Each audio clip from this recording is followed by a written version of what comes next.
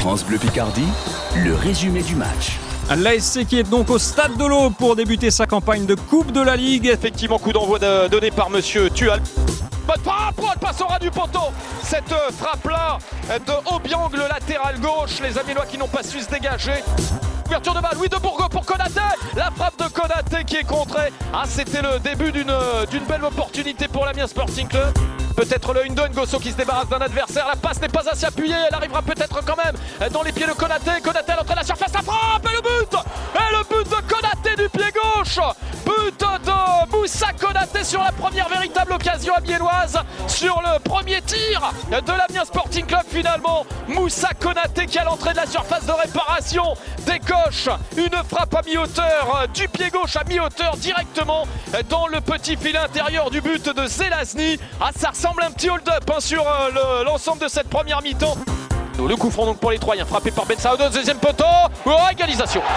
Égalisation de 3 grâce à un joueur qui se jette au fond des filets. Il s'agit à mon avis du milieu de terrain Belugou. Dès le début de la deuxième mi-temps, en cette 49e minute de jeu, eh bien les Amiénois se font cueillir à froid, se font piéger et ils sont encore en train de craquer sur un coup de pied arrêté. Ah, quel dommage véritablement.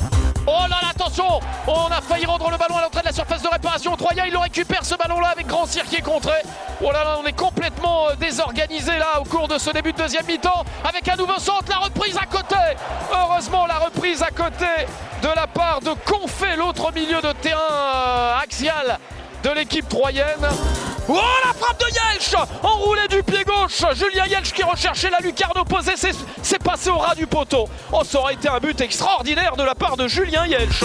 Oh, le but de Julien Yelch. But de Julien Yelch sur un centre de Bourgon. Tel un véritable attaquant de pointe. C'est Julien Yelch qui vient couper la trajectoire de ce ballon. Quel centre de Bourgon. Quel but de Yelch qui vient détourner du pied gauche ce ballon juste devant le gardien troyen Zelazny complètement médusé.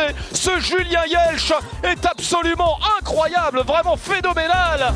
Contre-attaque pour Amiens avec Cornet qui va pousser son action jusqu'au bout. Le ballon est renvoyé par Zelazny dans les pieds de Ngosso. Et Ngosso ne peut malheureusement pas reprendre ce ballon qui vient lui rebondir un petit peu sur les tibias. Amiens est qualifié, c'est une surprise, une agréable surprise. Contrat rempli. France Bleu Picardie.